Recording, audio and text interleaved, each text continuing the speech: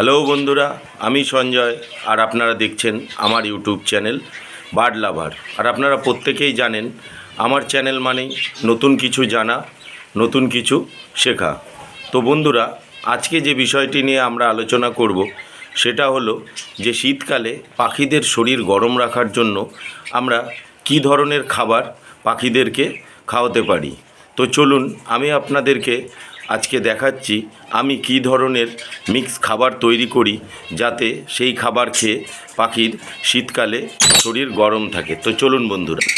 তো বন্ধুরা, প্রথমেই আমি বলবো যে আপনারা কিন্তু 1 কেজি দানা নেবেন, পাখির দানা। এই যে দেখুন, এই যে দানাটা, এই ধরনের দানা 1 কেজি নেবেন।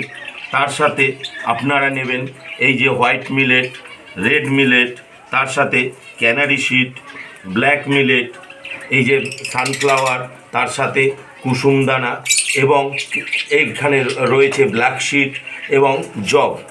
এই 1 2 3 4 5 6 7 এই 7 থেকে 8 ধরনের খাবার আপনারা 1 কেজি দানার সাথে পাখি খাবারের সাথে মিশিয়ে দেবেন। দেখবেন এই খাবারটা যখন মেশানোর পরে সপ্তাহে আপনারা 2 থেকে 3 দিন অল্প পরিমাণে পাখিকে দেবেন। দেখবেন আপনার পাখিদের শরীর গরম থাকবে এবং আপনার পাখিদের কিন্তু ঠান্ডা লাগবে না, এবং শীতকালে যতই ঠান্ডা পড়ুক আপনার পাখিরা কিন্তু সুস্থ থাকবে। তো বন্ধুরা, আমি আরও একবার বলছি, আপনারা ভালো করে এসে বুঝে নিন। আমি তারপরে ডেসক্রিপশন বক্সেও দিয়ে দেবো।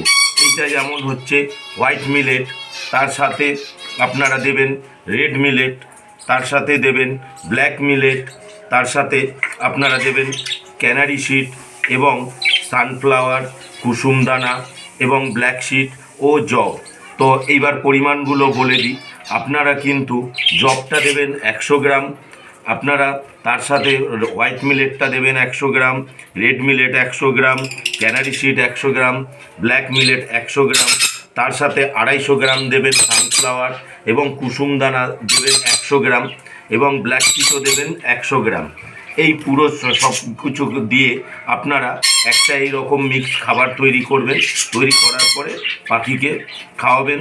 দেখবেন আমিও এই মিক্স খাবার তৈরি করে পাখিদেরকে খাওয়াই, যার ফলে কিন্তু আমার পাখিদের শীতকালে সেইভাবে ঠান্ডা লাগে না, এবং শীতকালে কিন্তু পাখি প্রচুর পরিমাণে সুস্থ থাকে, এবং পাখির ডিম বাচ্চা করতেও কিন্তু এই খাবারটা খুবই উপকারী।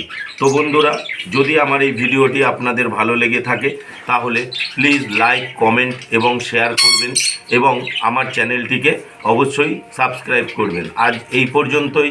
আগামী দিন আমি আরও নতুন ভিডিও নিয়ে আপনাদের সামনে উপস্থিত হব। ধন্যবাদ বন্ধুরা।